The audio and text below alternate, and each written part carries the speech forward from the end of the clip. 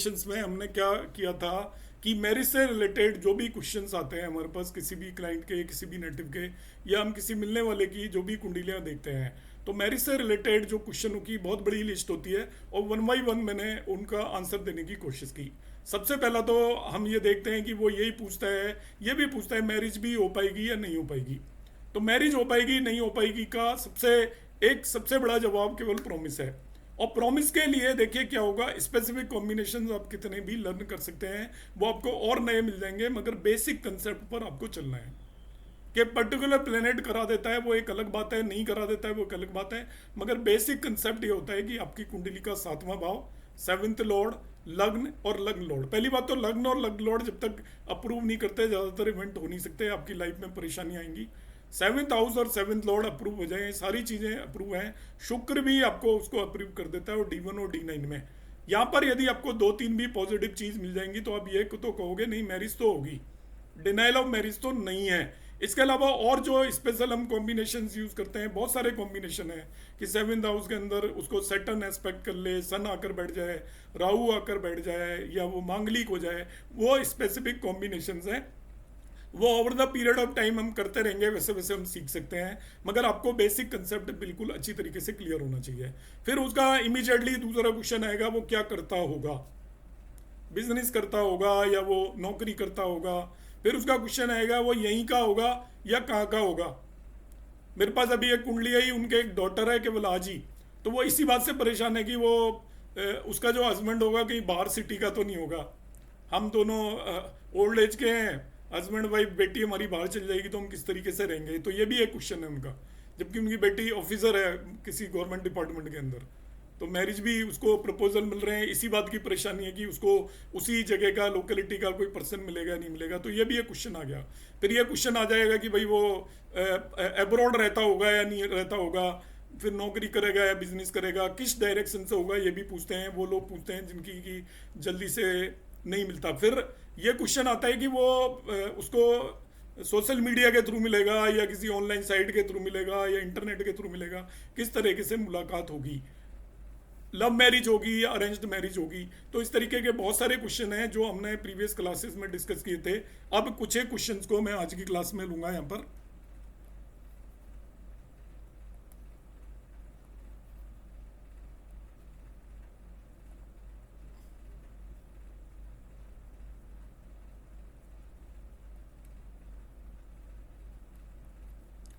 अब इसमें marriage related yoga in chart of female native.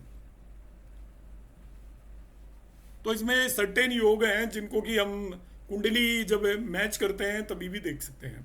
जब हम कुंडली मैच करेंगे, क्योंकि मैच भी सभी लोग कराते हैं और एस्ट्रोलॉजर्स के पास कुंडली मैचिंग तो आएगी आएगी, हर व्यक्ति कुंडली मैचिंग कराता है, तो वो किसी न किसी एस्ट्रोलॉजर के पास जरूर पहुंचेगा।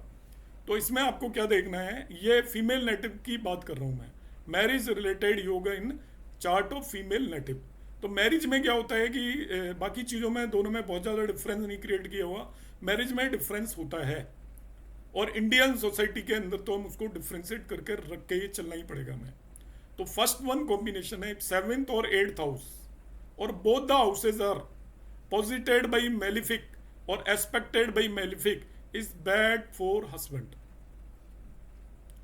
मतलब सातवां भाव या आठवां भाव या दोनों ही भाव, तो इसमें सात आठ दोनों एक साथ नहीं है, सेवेंथ हाउस हो या एट्थ हाउस हो या दोनों ही हाउसेस हो, उनके अंदर एक मेलिफिक प्लेनेट बैठा हो, मैरिज के केस में आप फंक्शनल मेलिफिक को भी इक्वल वेटेज देंगे और नेचुरल मेलिफिक को भी वेटेज देंगे।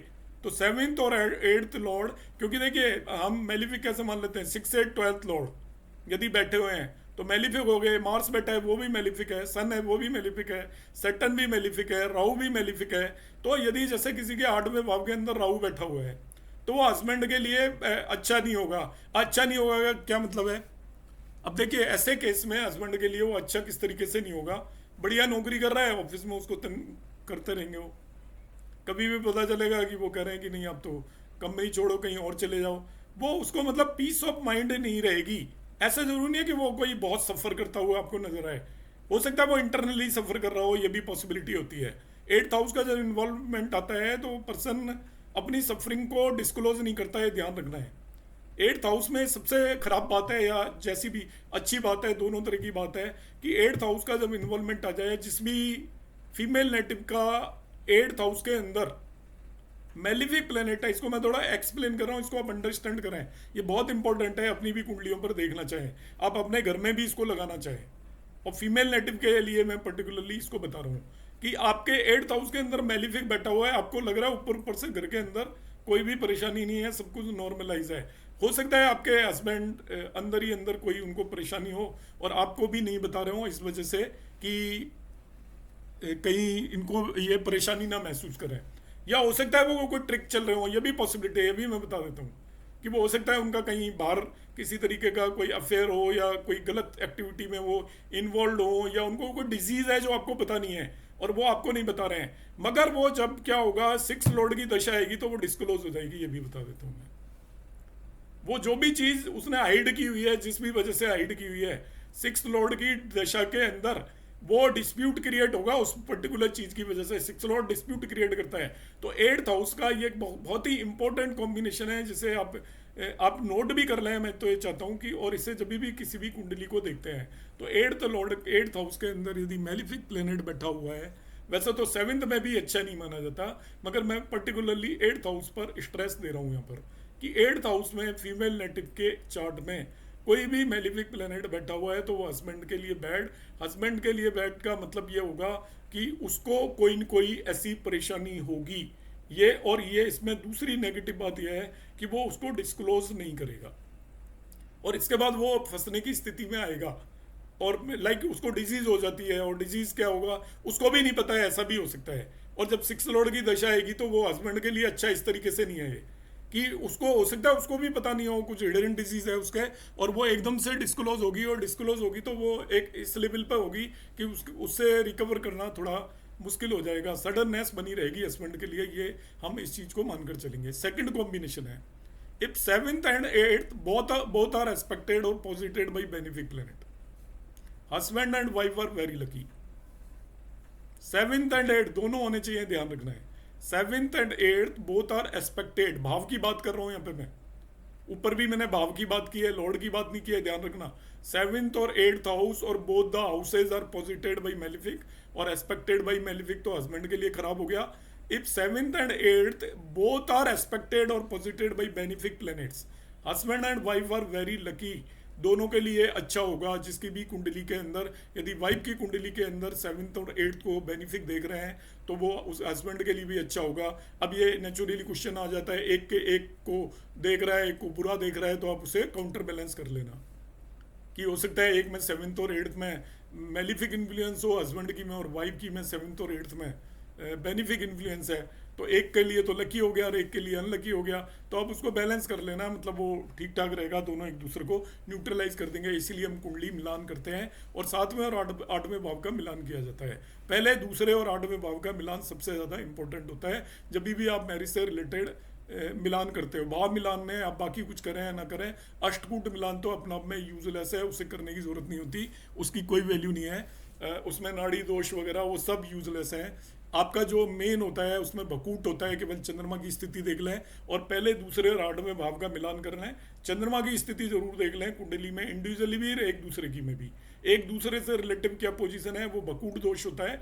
और आपका शुक्र की पोजीशन देख लें नवांश के अंदर, 12वें भाव वगैरह में वो तो ठीक नहीं होता। चंद्रमा की पोजीशन देख लें, मगर पहला दूसरा और आठवां भाव यदि आपने मिला लिया तो आपकी कुंडली में और किसी मिलान की रिक्वायरमेंट होती नहीं है। Further, if moon and Saturn both are placed in 7th house, it is combination for remarriage। अब इसमें देखिए ये विडोहुड का कॉम्बिनेशन है बेसिकली, फीमेल नेटिव के लिए होता नहीं है, वो लगता नहीं है एज इट इज क्लास 6 में फलदीपिका वगैरह में ये यही लिखा हुआ है कि वो उसकी पति की मृत्यु हो जाएगी, वो दोबारा से इस वजह से मैरिज करेगी।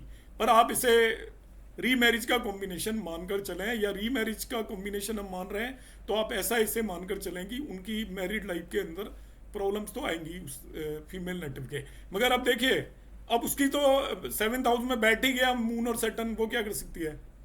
तो मून सैटर्न बैठेगा तो सटनली क्या रीमैरिज ही होगी क्या, या उसका वो विडो बनेगी क्या? ऐसा नहीं है। अब जो कल एक क्वेश्चन अराइज हो रहा था कि एस्ट्रोलॉजी का क्या फ़ायदा है, यहाँ पर एस्ट्रोलॉजी काम आती है, हमारी फ्री विल होती है हमेशा। मैं कर्म थ्योरी पे भी एक वीडियो बनाऊंगा, आप लोग देखना जरूर से। तो मैं इसी प्रश्न का जवाब, जब मेरे पास एक कल क्वेश्चन अराइज हुआ था, तो उस पर मैंने काफ़ी विचार किया और उसका मैं आंसर देने की ट्राई करूंगा। यहाँ पे भी यह है कि यहाँ पे एस्ट्रोलॉजर के पास आया, उसके सातवें भाव के अंदर मून और सैटर्न बैठे हुए हैं, तो अब क्या हम मान लेंगे कि भाई इसकी तो रीमैरिज होगी, तो उसकी तो मैरिज ही नहीं हो सकती फिर? जिसको भी कुंडली दिखाओगे तो वो तो कहेगा देखो इसका तो हस्बैंड की डेथ होगी। ऐसा नहीं है। आप उसको ये यदि एस्ट्रोलॉजिकल उसने सलाह ली है तो उससे कहें कि आप थोड़ा सा इस हिसाब से रहें कि आपके हस्बैंड वाइफ के अंदर किसी तरीके का डिस्प्यूट ना हो। आप अपने आप को समझा के रहें, थोड़ा लो प्रोफाइल रहें और थोड़ा कॉर्डियल रहें अपने हस्बैंड के साथ, तो इस तरीके से आपकी वो रीमैरिज के कॉम्बिनेशन खत्म हो जाते हैं। तो जो फ्री विल है इस जन्म में हमारे कर्मों की, वो यहाँ पर काम आती है। और एस्ट्रोलॉजी केवल आपको संकेत देती है, संकेत पर आपके ऊपर राइट होता है। पूरी तरीके से आप प्रारब्ध या संचित कर्मों पर बेस्ड नहीं चलते। आपको अपने आपके इस जन्म के अंदर कुछ राइट्स मिले हुए हैं कि आप कुछ कर्म अपने मन से भी कर सकते हो, तो वहाँ केवल ये एस्ट्रोलॉजी का उपयोग है। जैसे इस केस में, क्योंकि यहाँ पर ये रेलिवेंट था इसलिए मैंने यहाँ पर इसको मेंशन किया। फर्दर फोर्थ पॉइंट है, malefic planet is placed in, तीनों में बैठ जाए, second, seventh and eighth house, in its debilitated और enemy sign causes death of spouse. तो डेथ वर्ड को मत यूज करिए, ये भी फल दीपिका का कॉम्बिनेशन है कि मेलिफिक प्लेनेट, और ये लगते हैं वही लिए मैंने, जो नहीं लगता है वो कॉम्बिनेशन मैं नहीं लेता, चाहे वो कहीं पे भी लिखे हो, किसी ने भी लिखे हो। ये कॉम्बिनेशन जो कुंडलियों में देखे गए हैं कि यदि दूसरे, सातवें और आठवें भाव के अंदर अशुभ ग्रह हैं, पहले अशुभ ही होने से नहीं होगा, वो नीच के होकर या अपने एनिमी साइन में बैठे हों, तो वो स्पाउस के लिए अच्छे नहीं होते। तीनों भाव स्पाउस से रिलेटेड भाव हैं। सेकंड भाव आपका फैमिली का भाव है, सेवेंथ भाव खुद का स्पाउस का हो जाता है, एट्थ उसके लिए मांगल्य का भाव होता है स्पाउस के लिए, या एज ऑफ मैरिज या सुहाग का भाव होता है। तो फीमेल नेटिव की यहाँ पर मैं बात कर रहा हूँ। तो ये चार कॉम्बिनेशन मैंने बताए। एक यहाँ पर मैं और एक कॉम्बिनेशन बता रहा हूँ, multiple relations oblique illicit relations, अवैध संबंध जिसे बोलते हैं, तो उसके कॉम्बिनेशन हैं यहाँ पर इस कुंडली के अंदर, जिनकी हम बात करेंगे। फर्स्ट वन है आपका, if lord of second, seventh and tenth house are in fourth house, person have relation with many people.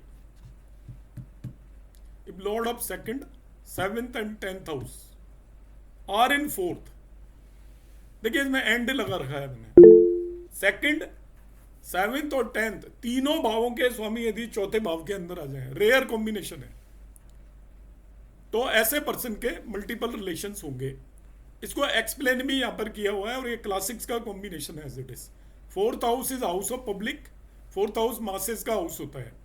Tenth house is seventh from fourth, 10वां भाव सेवेंथ से फोर्थ हो जाता है, तो it indicates actually secret organs of the public, मतलब वो public को रिप्रेजेंट कर रहा है। ध्यान रखिए, fourth house is the public, और जो टेंथ है वो आपका सेवेंथ से फोर्थ हो जाता है। तो सेवेंथ हाउस एक्चुअली रिप्रेजेंट करता है सीक्रेट ऑर्गन्स को। तो tenth house is the seventh house from fourth, indicate secret organs of the public. Seventh house represent secret organs of the native. तो second house is 11th from fourth house, wish of the masses. तो this combination give unethical and multiple relations. तो ये actually combinations आपको उस तरीके के लोगों के अंदर मिलेंगे जो कि फिल्म स्टार्स होते हैं, या इस तरीके के होते हैं कि अपनी घर में वाइफ है, इसके बाद किसी और के साथ लिव इन में रह रहे हैं, उस तरीके के लोगों के अंदर, या फीमेल नेटिव के अंदर भी ये मिल सकते हैं। तो उसमें कॉम्बिनेशन की डिटेल्स मैंने यहाँ पे दी हुई है, पर आप इन जनरल देख सकते हो कि सेकंड और सेवेंथ इनमें से कोई दो भी प्लैनेट यदि फोर्थ हाउस के अंदर जाकर बैठ जाए तभी भी पॉसिबल होती है। और फोर्थ हाउस एक्चुअली करेक्टर को रिप्रेजेंट करता है। ऑलवेज यदि हमने किसी का करेक्टर देखना है तो उसके फोर्थ हाउस पर फोकस करिए। फोर्थ हाउस उसके करेक्टर को रिप्रेजेंट करता है। और फोर्थ हाउस के अंदर यदि आपने देखना है तो ये देखिए कि उसके अंदर सेकंड, सेवेंथ लॉर्ड जाकर बैठ गए दोनों ही, साथ ही साथ उसके अंदर आपका 10th लॉर्ड। और ये मत समझना ये कॉम्बिनेशन नहीं होता, बहुत आसानी से मिलता है ये कॉम्बिनेशन। पाइसेस लगने की कुंडली आप उठा लीजिए, चौथे भाव के अंदर सूर्य बैठा मिल जाएगा, वो सॉरी आपको बुध बैठा हुआ मिल जाएगा, मार्स बैठा हुआ मिल जाएगा बड़े आसानी के साथ। तो बुध और मार्स दो जाकर बैठ गए, तो भी वो सेकंड और सेवेंथ लॉर्ड जाकर बैठ गए। तो इस तरीके का कॉम्बिनेशन मैं कोई स्पेसिफाई नहीं कर रहा कि ये इस केस में ऐसा होता ही है, मगर मैंने देखा है कि ये कॉम्बिनेशन यहाँ पर काम करता है इस पर्टिकुलर केस में। फीमेल नेटिव के केस में भी यदि हमें देखना हो तो आप उसका फोर्थ हाउस सबसे पहले देखिए। मैरिज की मैचिंग में भी हम ये देख सकते हैं कि फोर्थ हाउस में देखिए, यदि किसी के फोर्थ हाउस के अंदर उसका सेकंड लॉर्ड, सेवन्थ और टेंथ लॉर्ड तीनों जाकर बैठे हुए हैं तो वो बहुत खराब कॉम्बिनेशन होता है। मगर केवल सेकंड और सेवन्थ लॉर्ड बैठ गए तभी भी वो खराब कॉम्बिनेशन है। सेवन्थ और टेंथ लॉर्ड बैठ गए, मतलब इस तरीके से अगर खराब होगा, प्रोफेशनली बहुत स्ट्रांग हो जाएगा वो। सेवन्थ और टेंथ लॉर्ड फोर्थ हाउस में जाकर बैठ गए ना, तो उसके लिए प्रोफेशनली बहुत ज़्यादा स्ट्रांग कॉम्बिनेशन हो जाएगा। मगर वो करेक्टर वाइज वो उतना बेटर कॉम्बिनेशन नहीं माना जाता, खराब कॉम्बिनेशन माना जाता है। और मैरिज के केस में उसको एक्चुअली अवॉइड हमें करना चाहिए। तो आज का तो यही रिप्रेजेंटेशन था।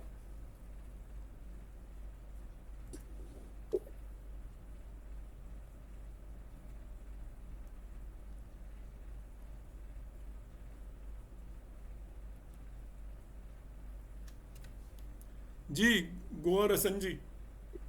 सर नमस्कार, क्या हाल है आपके? जी नमस्कार, सर बढ़िया। ये एक तो कविता मैडम से बार बार सब लोगों ने रिक्वेस्ट कर चुकी है, वो बेचारी ज्यादा खुश रहती हैं, तो प्लीज वो अपनी खुशी का इजहार थोड़ा देर में करें तो ज्यादा अच्छा है। दूसरा सर के अभी तो अगर लास्ट किसी की में किया फर्स्ट है, मैरिज डिले हो रही है, अभी तो लास्ट में किया है सिर्फ। नहीं कविता जी आपको मालूम है नहीं, आप तो बीच बीच में भी करते रहते हो, मैं भी बहुत डिस्टर्ब होता हूँ और कई बार कहता हूँ आपको प्लीज मत करिए इसे। ठीक है सर जी, मत किया करो, जरूरत ही नहीं है। मैं आपकी वजह से क्लास क्विट कर दूंगा कविता जी अगली। नहीं नहीं, ठीक मत है किया सर, करो मैडम, ये जरूरत पूछना नहीं था। है। Don't irritate. नहीं करूंगी, नहीं करूंगी। हाँ नहीं वर्मा जी ऐसा मत करिएगा। नहीं आप बहुत इरिटेशन होती है भाई। नहीं मत करिएगा मैडम, कोई बात नहीं, उसकी नीड ही नहीं है एक्चुअली। कुमार जी बोलिए सर। हाँ सर, सिर्फ इतना पूछना था कि जब पहले केस में हमने डिस्कस किया कि डिले ऑफ मैरिज, अब मोस्टली एस्ट्रोलॉजर के पास दूसरे केस में आदमी ज्यादा भागा आता है कि पहली टूट गई, डिवोर्स हो गया, है ना। फिर वो कहता है जी पहली, अब कुंडली उठा के आ जाता है, कहता है जी बताओ जी पहली में तो, और अपनी गलती तो कोई मानता ही नहीं, आपको पता ही है, कोई भी चाहे लड़की है चाहे लड़का वाला है, वो तो कहेगा ये तो इनोसेंट था, वही खराब थे, वो तो हर एक केस में यही होगा। हाँ चोर चक्के मिल गए हमें, हमारी लड़की तो बड़ी भली थी या हमारा लड़का तो बड़ा भला था। अब पिछले मैंने आपके क्लास में भी पूछा था आपसे कि जब सेवंथ हाउस ही खराब बैठा है, मतलब जिसने शादी चलानी है वही पहले डेट, तो फिर दूसरी में कैसे होगा? तो दूसरी में भी वही टोला रप्पा लगा ही रहेगा। ऐसा मैं बताता हूँ आपको, देखिए क्या हुआ, जो मैंने फ्री विल वर्ड बोला था ना अभी, आप थोड़ा जी अंडरस्टैंड करो। Second marriage is bigger compromise, first marriage is only compromise. जी। अब सेकंड मैरिज में क्या होगा, बिगर कंप्रोमाइज होगा। बिगर कंप्रोमाइज में क्या होगा, दोनों लोगों को पता होगा, एटलीस्ट कम से कम एक को पता होगा कि मेरी एक मैरिज टूट चुकी है। तो वो अपनी उसकी फ्री विल उसको कंट्रोल करेगी वहां पे। आपको पता है आज के टाइम पे मैरिज टूटती है, आज से 50 साल पहले तो कोई डिवोर्स नहीं होता था। क्यों नहीं होता था? सही बात है सर। क्यों नहीं होता था? क्योंकि वहाँ फ्री विल उसकी काम करती थी। लेडीज को पता था, एजुकेशन नहीं दे रखी थी कि भाई हमें तो इसी घर में रहना है, ये जो हमारे पति देव कहेंगे दिन रात वही सुनना है, वही काम करना है, इसके अलावा हमारे पास कोई रास्ता नहीं है। एक भी मैरिज नहीं टूटती थी। अब जब सेकंड मैरिज नेटिव की होगी तब उसका फ्री विल काम करता है, वो उसको पता होगा कि मेरी एक मैरिज टूट चुकी है, तो अब मुझे सेकंड मैरिज के अंदर सोच समझ के चलना है। और वो सोच समझ के चलने की वजह से वो मैरिज टिक पाती है, नहीं तो वो सेकंड मैरिज भी नहीं टिकेगी। 3-3 मैरिज करते हैं बहुत सारे लोग जो फ्री थिंकिंग के होते हैं, वो सोचते हैं कि हम क्यों दबें या हम क्यों कंप्रोमाइज करें, वो लोग तीसरी चौथी मैरिज भी करते हैं। तो इसमें इस पर्टिकुलर फ्री विल का बहुत बड़ा रोल होता है सेकंड मैरिज चलने में, और ये कंप्रोमाइज होती है मेनली। नहीं सर, ये टोटली एग्री विद यू। चल पहले तो ये होता था ना कि आदमी डिवोर्स दे देते थे, अब तो लड़कियां खुद मांगती है ना, कोर्ट में चली जाती हैं, बहुत बहुत ज्यादा बढ़ रहा है ये चलन कि लड़कियां खुद से सामने आ जाती है कि मैं तो कमाती हूँ। तो अब उसको क्या एडवाइस दें कि एज ए एस्ट्रोलॉजर कि भाई यही ज्ञान वाली बातें करें कि भाई प्लीज बेटा। एस्ट्रोलॉजर ज्ञान वाली जितनी बातें करेगा उतना बढ़िया है, इसके अलावा उसके पास कोई इलाज नहीं है। मेरे पास जितने भी लोग आते हैं, मैं 100% को अपना जितना एफर्ट होता है उससे ये कह के बताता हूँ कि आपकी आगे लाइफ बहुत अच्छी होने वाली है, आपको कोई परेशानी नहीं है। अब एक आध महीने अलग रह लो और बड़े लोगों को बीच में लेके आओ, आपका भाग्य बदलने वाला है। 3 महीने बाद शादी रखो, आप तोड़ो मत। आपका काम एक्चुअली दूसरे को कंसल्टेंसी का है ना, तो हमारा काम उनको पॉजिटिव सलाह देना है, हर चीज़ में नेगेटिव नहीं देना है। क्योंकि हम क्या करते हैं, फ्री विल के बेस पे बच जाती है मैरिज, इसका बहुत बड़ा रोल है मैरिज के अंदर। तो मतलब एज ए एस्ट्रोलॉजर हम उसको मोटिवेट करें कि पॉजिटिव थिंग्स की तरफ जाए। मोटिवेट करना है हमको जी। नेगेटिव तो आपने दिख भी रहा है तो उसको इनडायरेक्टली बोलना है, पॉजिटिव को बड़ा चढ़ा के बोलना है। पॉजिटिव का मतलब है नहीं कि आप आईएएस बन जाओगे, मतलब जो चीज़ लग रही है उसमें थोड़ी सी भी उम्मीद लग रही है तो आपको नहीं, जैसे मैरिज लग रहा है नहीं होगी, मगर 1% भी चांस है तो आप किसी को थोड़ी को नहीं आपकी तो होगी नहीं, वो तो बेचारा डिप्रेशन में चला जाएगा। सर एक प्रॉब्लम और देखिए, मैंने सॉरी मैं सबका टाइम समय ले रहा हूँ डिस्कस। क्या होता है, कोई और आती है लेडीज, उसकी माँ के साथ आती है, कहती है वो इसका पति तो बहुत परेशान करता है, पी के से तंग करता है, कुछ ऐसा कर दो उसका मुंह बंद हो जाए। अरे भाई हम एस्ट्रोलॉजर है, कोई जादूगर थोड़ी है नहीं ये, वो मतलब तो कर कोई दो, तंत्र वो बता मंत्र दो बैठे। हमें नहीं आता, आप डील ही क्यों करते हो ऐसे लोगों से, मत डील करो। ठीक सर। हाँ जी, कोकिला मैम। ठीक है। Thank you sir. सर एक चार्ट पे एक फ्रेंड की शादी का चेक कर रहे थे, तो सर उसमें सिर्फ मुझे डबल ट्रांजिट में से एक ही ट्रांजिट मिला और बहुत कम रूल्स अप्लाई हुए। तो उसने बताया कि उसके फादर ने कहीं किसी एस्ट्रोलॉजर से पूजा करवाई थी शादी के लिए। अच्छा, तो क्या सर ये कौन से चार्ट्स होते हैं जिन पे अभी आपने बताया ना कि वो भगवान उनकी कुंडली चला रहे हैं, क्योंकि रूल्स नहीं मिले तो भी वो शादी हुई, तो ये कैसे पता पड़ता है, क्या उन चार्ट्स में क्या है?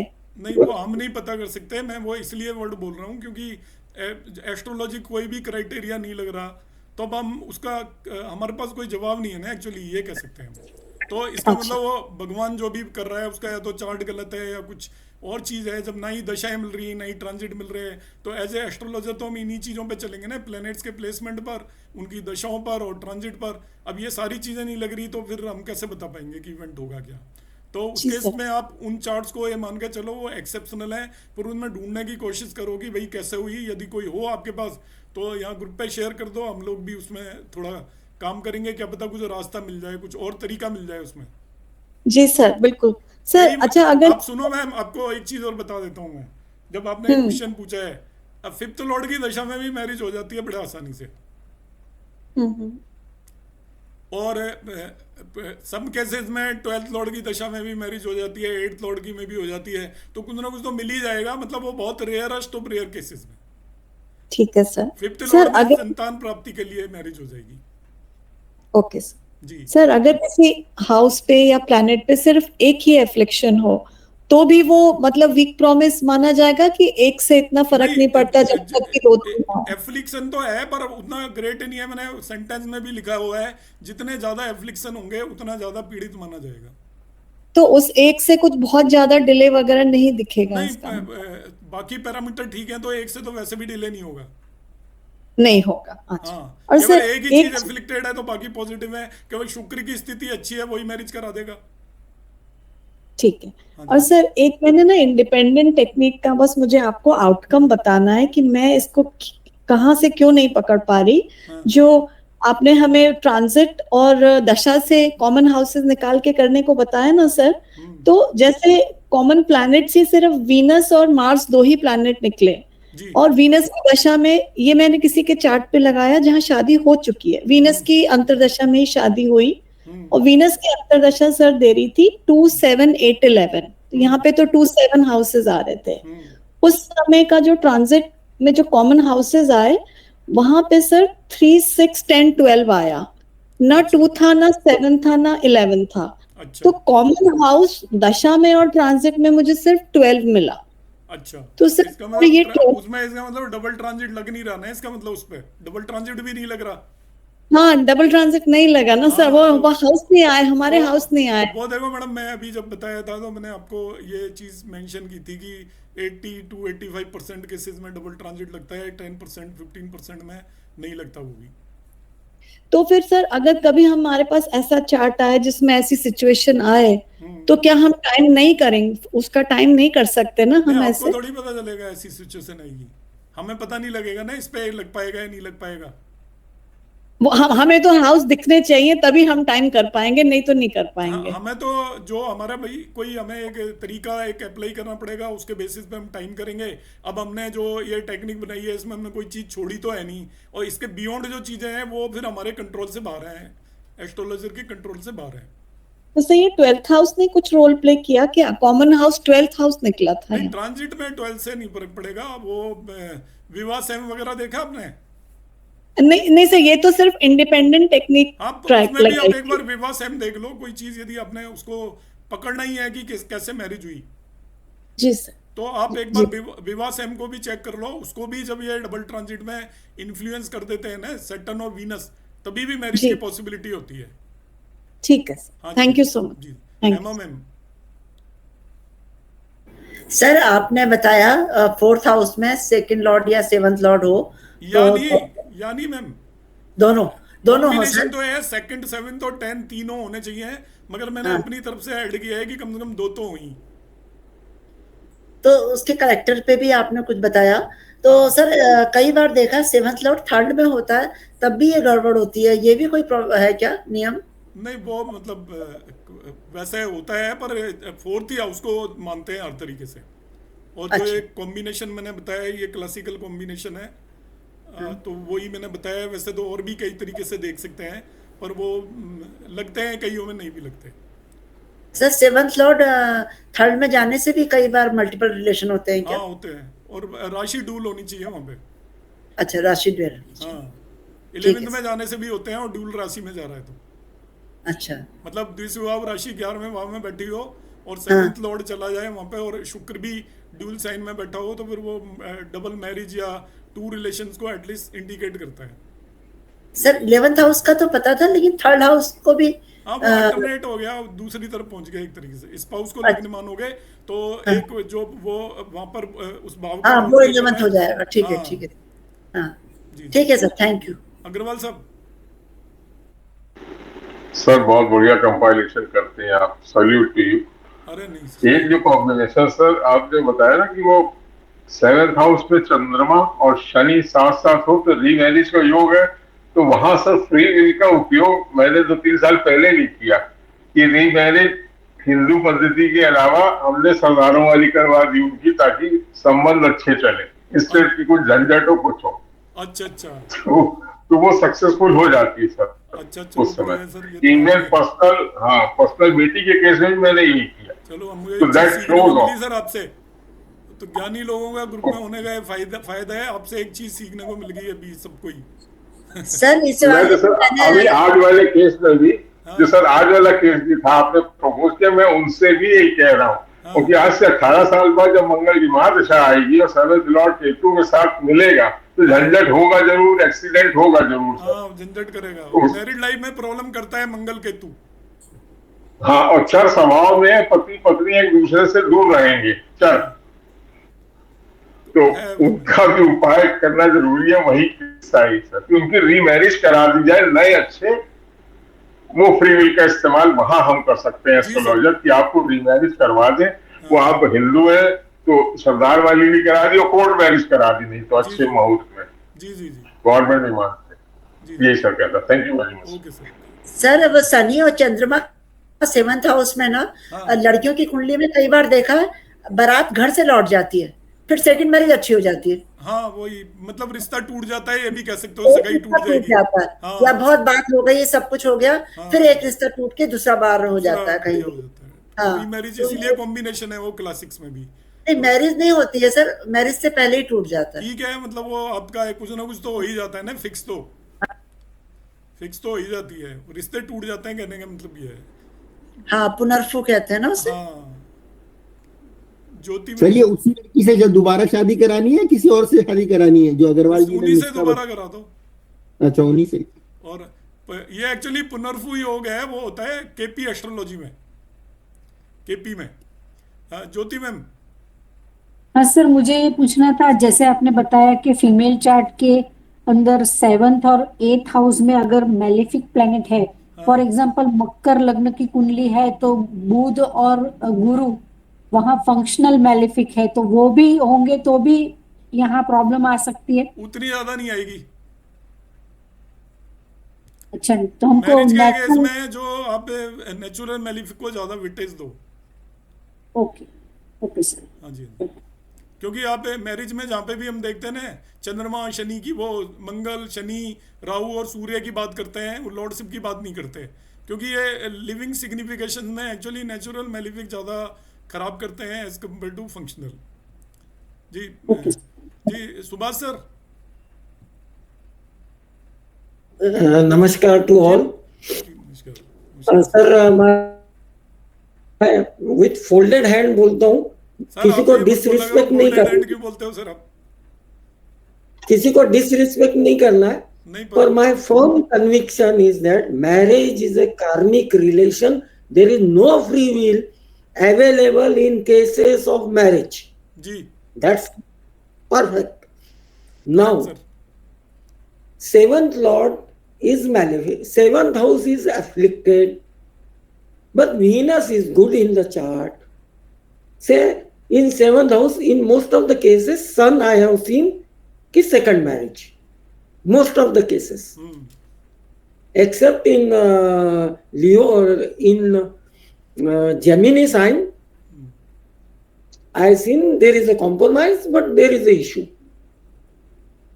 तो सेकंड मैरिज के लिए जब वीनस अच्छा है चार्ट में और सेवंथ हाउस अफेक्टेड है, तो it's an second marriage, it's an karmic relation, और people do the remedies of Gandharva vivah yes and people gets the result. जी जी जी वो सर ने भी कुछ ही वैसे का वैसे ही बताया है, गंधर्व विवाह टाइप ही बताया जी. Now, my problem in analyzing the marriage, whenever the Venus and Saturn is in combine, either he will affect a financial position or a spouse.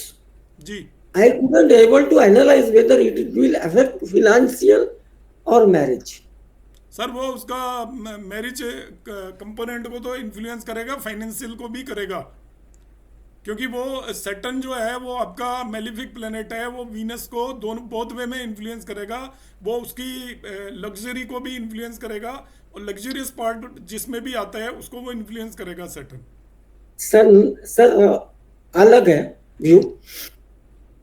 काल पुरुष कुंडली का 11th लॉर्ड और 10th लॉर्ड इज सैटर्न, जी जी Venus is money, और नाड़ी का प्रिंसिपल है कि इनकम कब करेगा, व्हेन नेटल वीनस के ऊपर सैटर्न एस्पेक्ट करा तो उसकी इनकम चालू होंगी, भले ही 3 साल का बच्चा हो उसको रॉयल्टी मिलेगी. जी आप कभी टेस्ट कर लो, it is superb, it is tested technique sir, and I have seen many chart कि जहां मैंने देखा 11th हाउस में वीनस एंड सैटर्न पोजिटेड है, मैं बोल रहा लेट मैरिज होगा, उसका मैरिज होगा and he is the richest person. ऐसे मैंने कई केसेस देखे. हाँ होगा, वो तो 11th में उपचा हाउसेस में वैसे भी शुक्र जाएगा, वो मैरिज के बाद एक्चुअली वो कर देता है, भाग्य में वृद्धि करता है शुक्र, जब भी 3 6 10 11 में हो, आफ्टर मैरिज पर्सन के उसमें इम्प्रूवमेंट आएगा हर एक केस में. एंड लास्टली मेरे skill I am going in detail, I would like आप अगर अपडेट करें नेक्स्ट इसमें तो मच बेटर. KN राव साहब और केदार सर, इन्होंने इन female chart role of 4th house and 10th house for marriage बताया है. और जैसा आपने सन बोला ना कि at the time of marriage 1 month before sun goes towards the 7th house, उसको राव साहब ने आपके लैंग्वेज में लिखा है, fast moving planet going towards the 7th house is the timing of marriage. जी जी अभी मैंने जो आपको शेयर किया ना, है they सर, वो related- सारी बुक से वो कई बार पढ़ी But हुई I है. was surprised. I really surprised. Retrograde और debilation में, I am sorry कि क्लास अलग है, पर subject is altogether different. It has bring me a different way to look into. मैं उसको और डेप्थ में जा रहा हूँ, जी जी जी जी बिकॉज मेरे को कोई कंसल्टेंसी करनी नहीं है, नहीं, मेरे वो को तो कोई आप तो एग्जाम सर देनी नहीं. आप तो लगातार पढ़ते रहते हो, आप इतनी बुक्स इतनी जल्दी जल्दी पढ़ लेते हो, हमें तो टाइम ही नहीं मिलता उतना. आप तो हर क्लास में एक बुक पढ़ लेते हो, नई एक कंसेप्ट ले आते हो, हम तो बड़ी मुश्किल से कुछ कर पाते हैं सर. सर क्या है कि मेरे को कोई चीज बोले ना, कन्विक्शन से अलग रहा ना,